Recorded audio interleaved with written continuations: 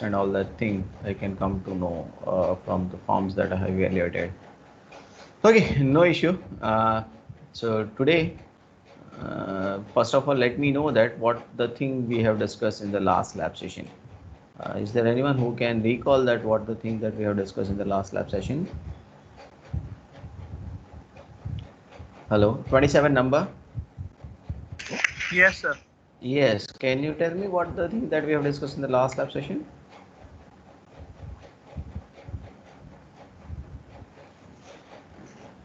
Hello. Okay, tell me whether I have made you familiar with the software environment that is used for programming our AVR microcontroller. Hello.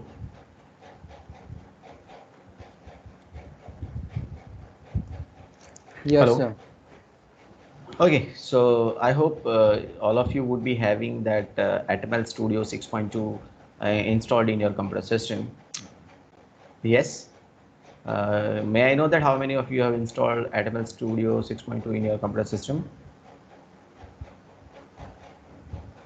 23 number? Yes. 17 number? Yes. What about the others? 19 number? Hello? Yeah, you have also installed. So yeah, I can find it out that many of you have installed Atmel Studio 6.2 in your computer system, and now you are ready for doing the programming of our AVR microcontroller. Okay. So it was so long back we have discussed the branching and looping of branching and looping instruction in our AVR. So in today's lab session, we would be discussing about how actually we can write a code to do the branching and looping instructions in our Atmel Studio 6.2 for our AVR family microcontroller. Okay, and as all of us are aware that we are going to discuss Atmega 32 as a reference AVR family member for the discussion of an AVR microcontroller. Okay, so let's get started for discussing about how we can use loop and how we can do the branching, because loop and branching they will come with each other. So we'll be discussing about the looping and branching instructions. So for that, let me share my screen in which I have opened my Atmel Studio 6.2. I hope everyone are able to see the screen. Yes. Is my screen visible to everyone? Hello. Yes, sir. Okay, and so would be the screen in your computer system also. You can also open Atmel Studio 6.2 in your computer system, so you can do the same things that I'm going to do from over here to study the branching and looping instruction in your system. Okay, so the first step that we need to do is we need to open up new project in our Atmel Studio. So we need to click new project. Okay, so all of you can do the same thing with me. Open a new project. Okay, and whenever you open a new project, it will ask that whether you want to do your programming in assembly language or you want to do the programming in C language. Okay, so initially we will start up with the assembly language programming, so we need to click assembler. Are you able to see this? Hello, the pop-up window which I have opened in my Yes, sir. computer system, are you able to see? Yes. So you need to click on assembler and you can give the name as looping instruction. Okay, you can give any name to it, but I'm giving it as looping instruction, and then you can press OK.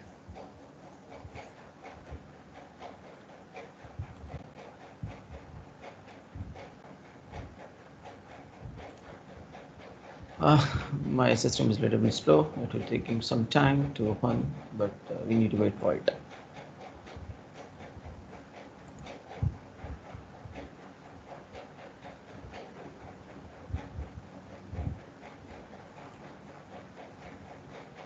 Okay, so a new window has popped up and it is asking me to select my microcontroller. So the microcontroller that we are going to select is Mega 32. Okay.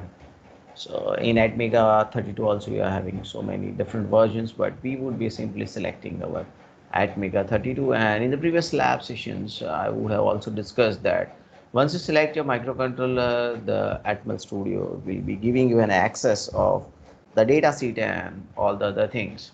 Okay. So at this point of time, we are not so concerned about the data set because we are going to study this Atmega 32. But if you are selecting any, let's say another microcontroller that is 32HP where it has gone, yeah, if you select this, then it would be something different in it. Definitely the architecture and all that thing would have been same, but the name of the registers maybe change, or extra registers would have been added in it. Okay, so if you want to do that, you need to open the datasheet. But as we are going with Atmega 32, and we are studying the same thing in our class, we need not require our datasheet. Okay, so we can select Atmega 32 over here and press OK.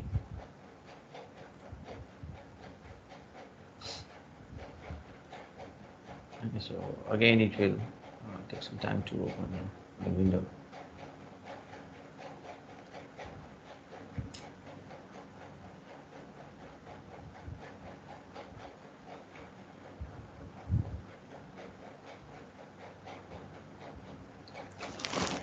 Okay, so over here we already discussed about how a system used to assemble a language. That means we need to write a code in a text editor, and then that text editor code will be given to an assembler, and then an assembler will be converting that into different files such as list file, EEPROM file, then hex file, then ASM file, and all that thing. Okay, so over here we are having this text editor where we can actually write our code.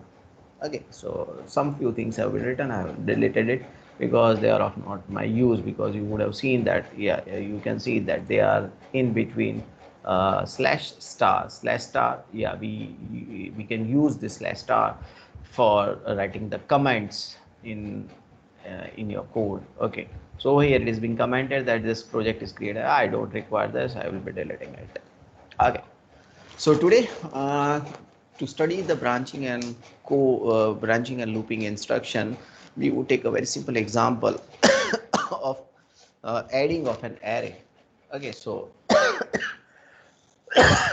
excuse me, adding of an array. Okay, already we have discussed this in our 8085 microprocessor, that how we can add two array. So we need to have two arrays stored at a location, and we need to access that location, add the content of it, and then store the content of it. So these are the things, these are the steps which are required for doing an addition of an array. Okay, I hope all of you are able to understand what the things I'm conveying from over here. Yes? Yes, sir. Are you all with me? 26 Yes. number? Hello, 26 number? Hello, 26 number? Yes, sir. Yes, sir. So which program we are going to do to study this branching and looping instruction?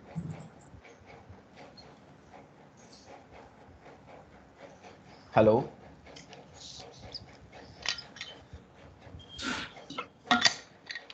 Hello, can 26 number where? Yeah, 26 number, can you repeat the things that I have just spoken of from over here?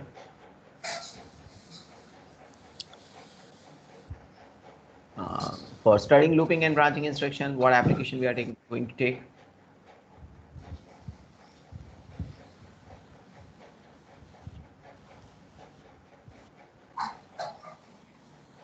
Okay, so for your information, once again, I'm telling you that we are going to do addition of two array.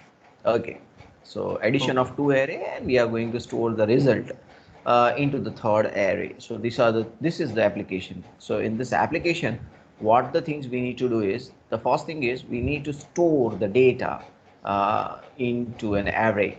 Okay, so we need to store two arrays of data.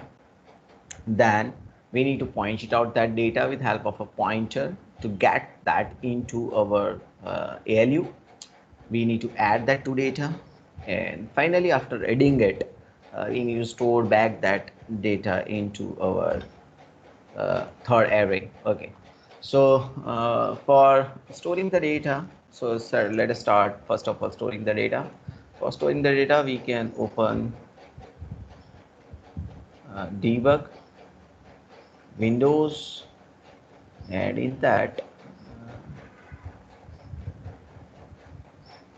just a minute, the memory has gone.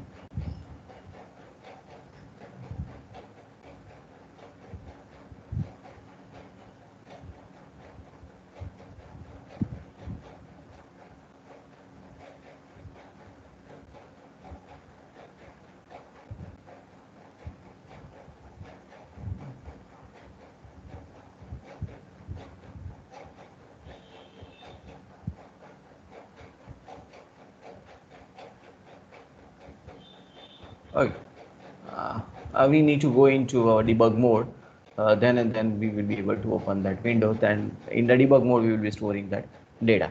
Okay, so we required the pointers, okay, to point out the memory location. So let me open your view. I'll be keeping this over here. Let me open.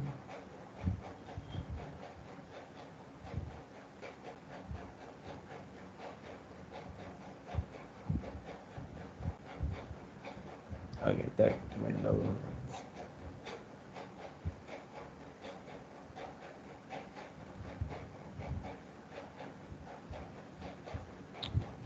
On this.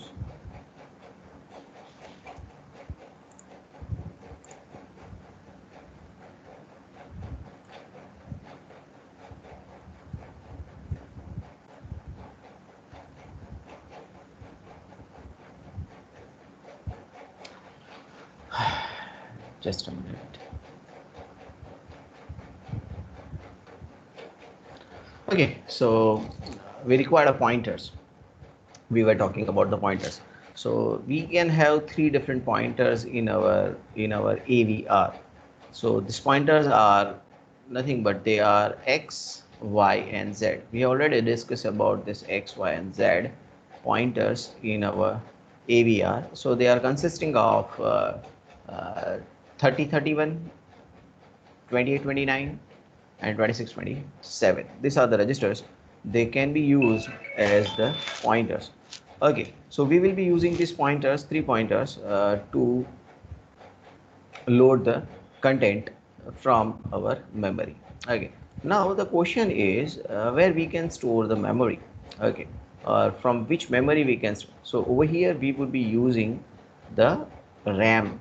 Okay, so we would be using the RAM to store the content of our array. Okay, so let's start this thing.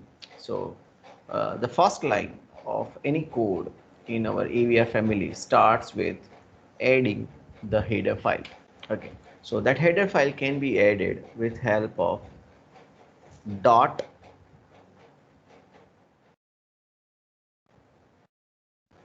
include M32 def dot inc. So this is the header file that we need to add in our system. Okay, the second thing is we need to load our pointers. Okay, so let's say we can load our pointer. I can have LDI X.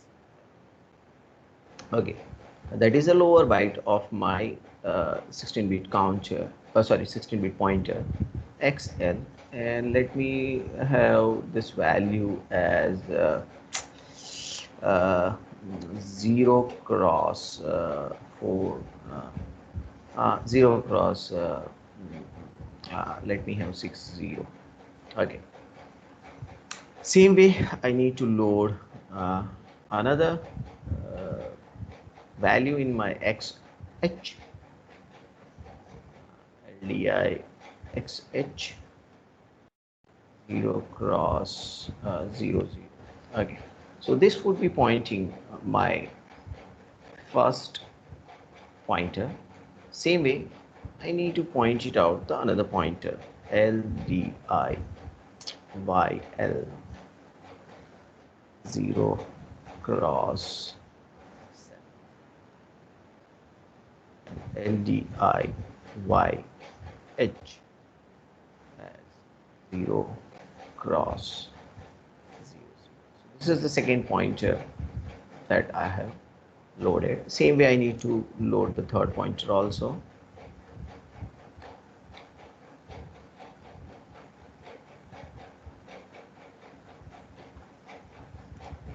LDI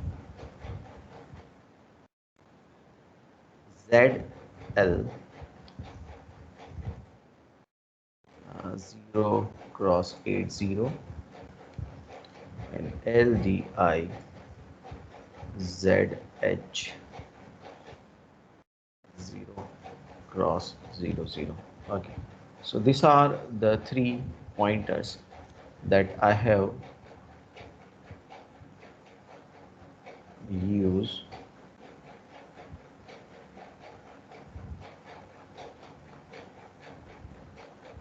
for pointing out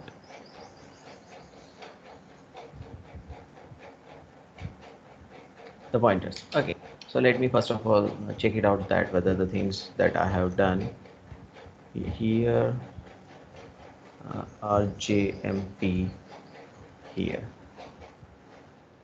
Okay, so this is a simple piece of code in which I have just initialized my three pointers. So let me debug it first.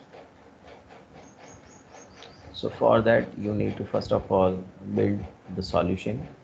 Okay, then in a project properties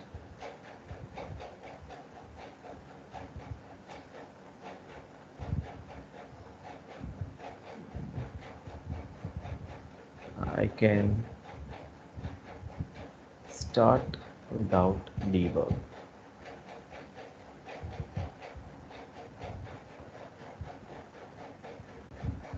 Okay, so here in tools I need to select simulator.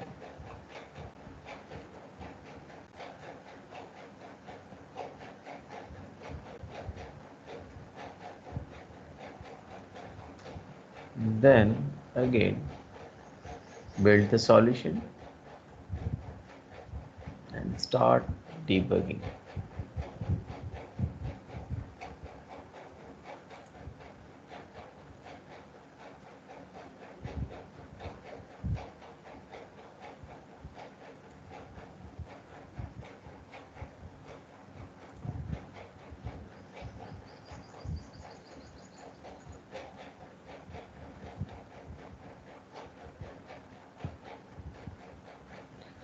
Okay, so as soon as I go in my debug mode, I'll be able to see the rest of the things that which I was not able to see. Okay, so over here you can find it out in your processor view.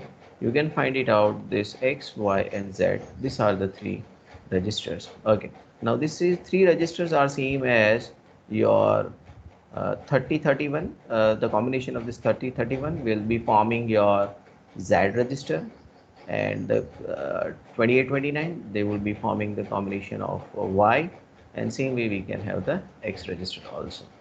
Okay, so we would be checking out that whether I'm successfully able to load this register's value properly or not. Okay, so let me uh, debug it by step into step. So you can also use F11. So you can see that the program counter value is 00001. Okay, as already we have discussed that whenever you are writing your code,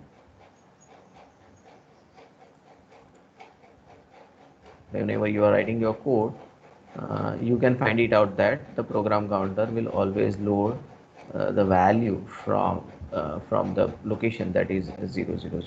So the first instruction is executed. The HL pair is going to start with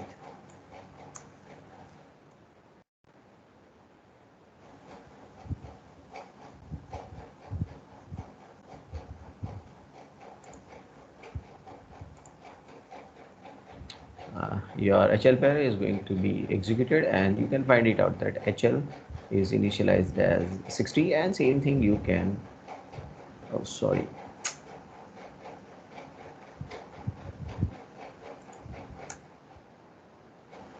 you can see over here, as already I told you that XL is same as your R26. So you will find it out that R26 is loaded with the value of 60. Okay, now I'll be telling why I have used 60 over here, because you can see that your I data means a RAM will start from 60. Okay, so can anyone tell me that why I cannot use the location 000 to 5F location of my RAM? Can anyone tell me? I have started using my IRAM from the locations 60. So why I cannot use 00 to 5F location for storing the data in my RAM?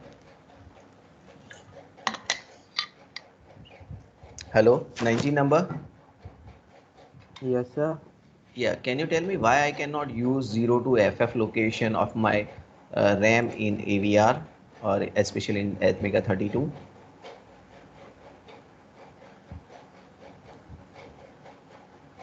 So I think they are for general purpose register.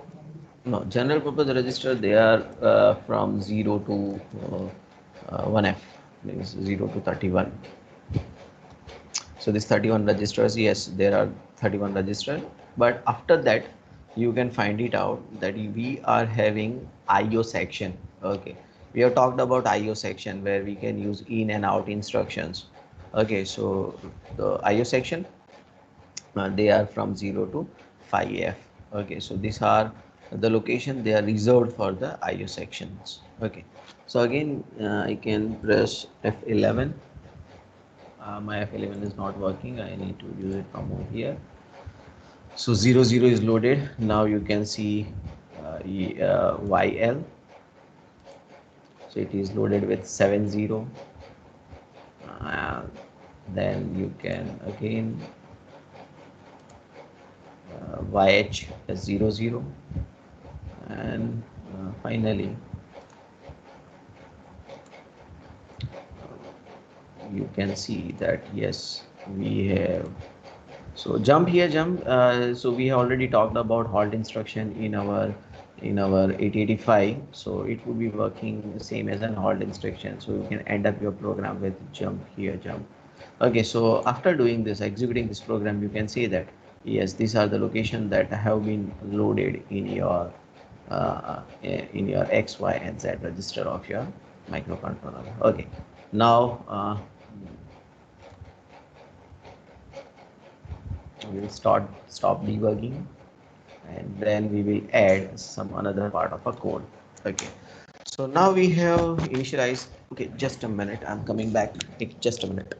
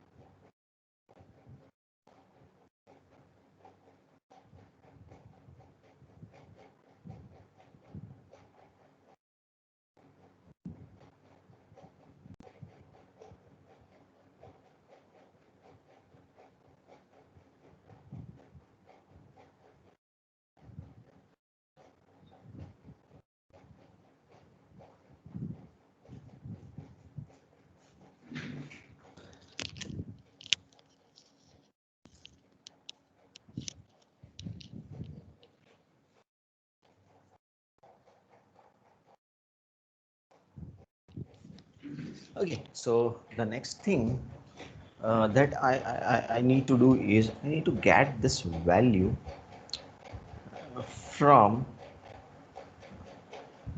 this array into my any of the register. So for that, you remember that we are having an instruction that is LD. So I can have LD R18 comma X. So I can get the value of uh, the memory location pointed out by my HL pair into my R18. Same way I need to get the value in some another register, let's say R19 from my Y register. Then I need to add this to value, add R18 comma R19. Okay, so we know that when we perform an addition operation, then the content of two registers would be added and that would be stored in the first register. So I'll be having the data in my R18 register, and finally I need to store this value in my third array that is pointed out by my Z register. So I'll be using instruction st z comma r18. Okay, so I have initialized my pointers xyz. Okay, and I get the value in my R18 and R19.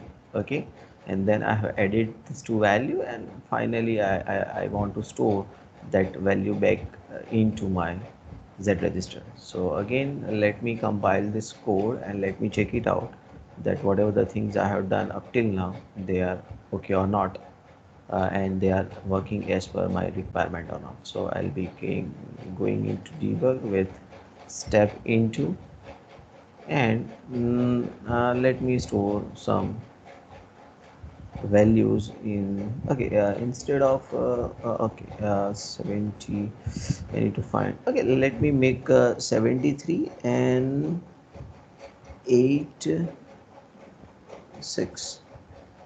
Okay, uh, this values, let me change this value so that we can straight away see these things over here. So again I can stop 73 and 86, stop debugging, and instead of this 70. Okay, what the value was again, let me check it. 73 and 86. So I need to make this as 73 and this as 86, so I can directly see the values. Okay, so let me go in step into, and let me store some values over here. 0 2. Okay, 0 0 and 0 5, and I'll be looking for the result at 86. Okay, so let me debug it. Okay, so you can see the initialization, already we have seen the initialization, so we will be not worrying about it because that piece of code is working very nicely for us. All the registers are initialized.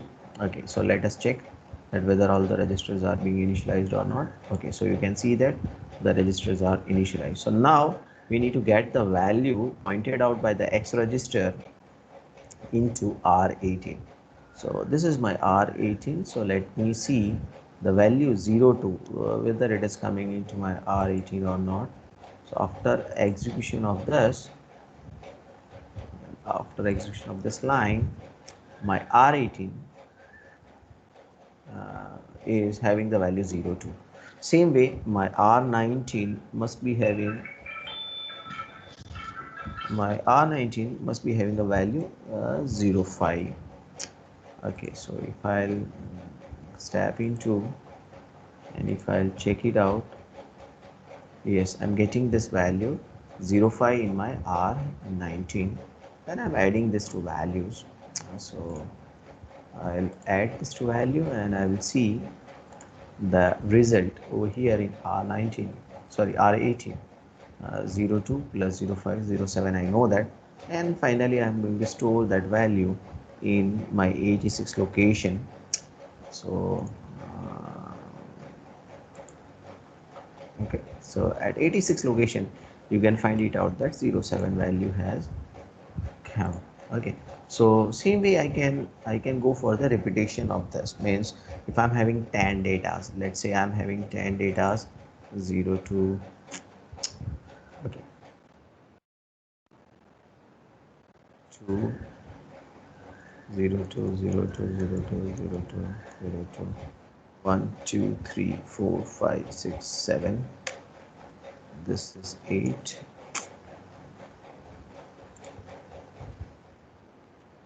9. Okay, same way I can store the data over here as 1.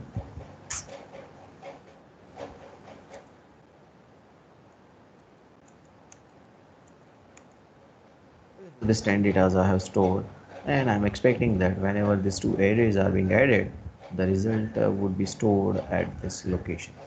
Okay, but for that I need to make some changes in this code. Means I need to go for the iteration of this particular loop. Means every time I want to add, load the value in 18 and 19 and then add that value and store it. But this must be done in a form of a loop. Okay, so how I can do that thing? So let me stop debugging over here, and I need to see that things, right? So first thing that I required is a counter. Okay, so I need to initialize the counter. Okay. So for that, let me use R16. So I'll be using LDI R16 0 cross 0A. Again, as I'm using hexadecimals, I need to use 0 cross 0A. Okay, I want to have 9 values, 10 values, so 0 to 9, they are the 10 values. So I'll be using my R16 register as a counter.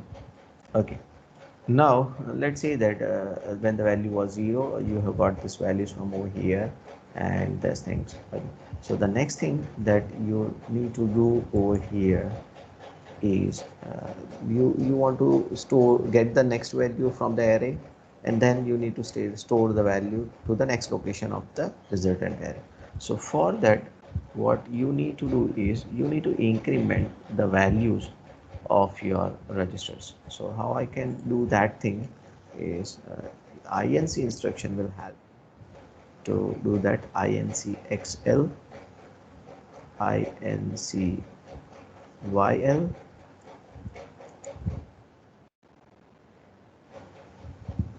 inc zl. Okay, so I have incremented. I'm starting pointing out once the location, the addition of the first element is being done, I'll start pointing out for the addition of the next location. So for that, I need to increment my pointers. So I have incremented xl, yl, and zl for this. With that, I'm also need to maintain my counter. So for that, I'll be using DCE instruction, decrement the value of my counter R16. Okay, and I will branch it. So I'll be using branch if not equals to 0 to loop. Okay, so where the loop may be, the loop may be over here. So I'll double O P. So if I want to organize this code properly, I need to so that you can see the things properly.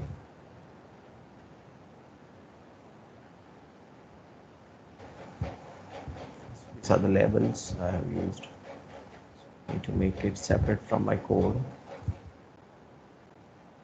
It's not mandatory, but just to increase the readability of the code, you can do something like this. Okay, so now it is clear that I have initialized my all the pointers. I have initialized my counter. I have read the value from the array, add it and store the value back into the array, then pointing out the next memory location, seeing about that what the counter has reached to the value, and if it is not equals to 0, it will repeat the same process. Am I clear, my friends? Hello. Yes, sir. Okay, so let us compile this code. So we'll build the solution. Okay, as I'm having very good practice in writing the code, I'm not having any kind of any issues. Okay, uh, uh, with this code. Okay, and you can see that the build is successful. Okay, and with this you can also see the code section, data section, and the EEPROM section over here. I haven't utilized any of that section. Okay, now let me go in my debug mode. Okay, and store the value, 10 values, 4, 5, 6, 7, 8. Same way I can store the other value.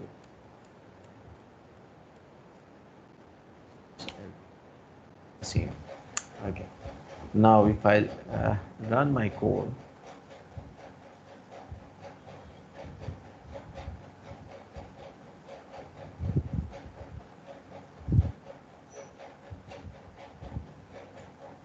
step into, I'll be using a step execution for it.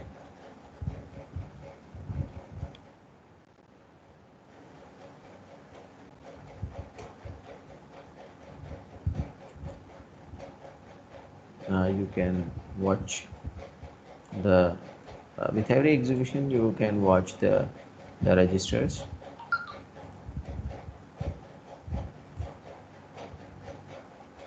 73, 86. Okay, all the pointers are initialized. Now initializing the counter, so you can see the counter being initialized at 09. Then loading the value in your R18.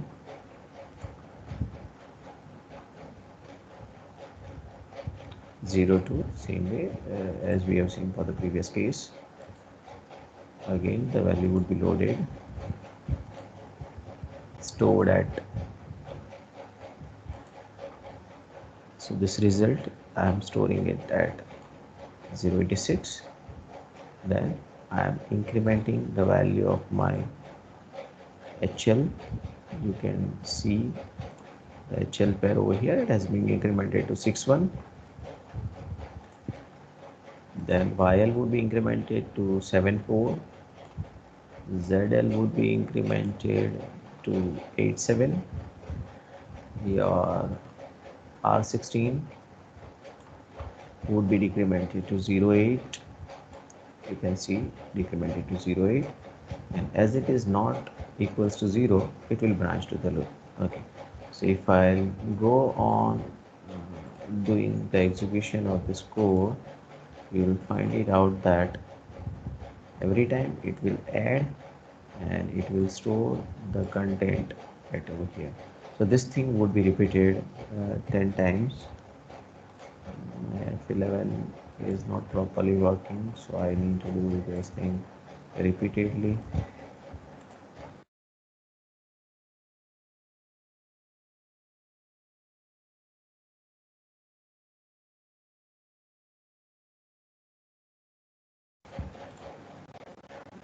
Hello, are you all with me? Are we connected with each other? Yes, sir. Okay, and you will be able to see the things, yes? Yes, the screen is visible. And you can see all the values are coming over here after the addition of the two array. into the third one. Yes, sir.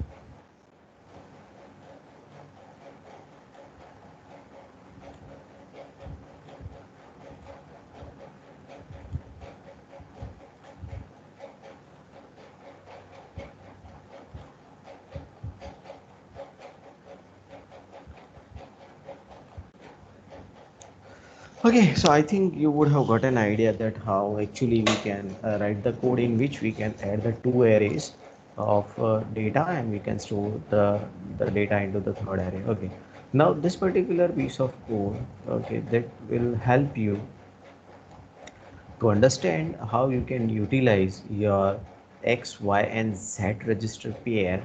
Okay, X, Y, and Z registers, which can be used as a pointer in a case, as it was a case in our 8085, that we can use HL pair. Same way over here, we are having a pair of a register, but in the previous case we were having only one register.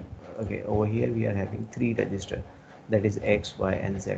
Okay, now if you don't want to use increment and all that instruction over here, you can also use ldx plus kind of an instruction. ldr16x plus means auto increment function can also be used, but to make the code simple and to make it more understandable, I haven't used ldx plus instruction. Otherwise you can use auto increment or auto decrement kind of an instructions also over here, but this is the traditional way we use to do the thing. So I hope by this simple piece of code, means with the simple application of adding to array and storing the result into third, you will be able to get the concept of pointers. You would be able to get the concept of SRAM. You will be able to get the concept of branching and looping. Am I clear? Yes, sir. Okay, so you can modify this code to have an a carry also, means you can reserve to location to store the result if the result is more than 8-bit result. Okay, same the way we have done it for 8085 microprocessor. The concept remain one and the same. Okay, so I hope you can practice that in your computer system also. Am I clear? Hello. Yes, sir. Yes, sir. Okay, so this is all from my side for the today's lab session. If you are having any kind of query, you can ask me. Otherwise, thank you very much.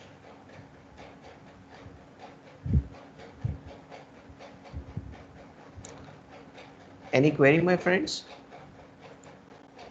No, sir. No, sir. Okay, so see you in the next lab session with some more programs related to our AVR and doing the programming in our Atmel Studio. Okay, by that time you can practice the programming in Atmel Studio 6.2 by your own, and if you find out any kind of difficulty, you are free to ask me at any point of time. Okay, is it okay? Okay, sir. Okay, Okay, sir. fine. Thank you. See you in the next lab session.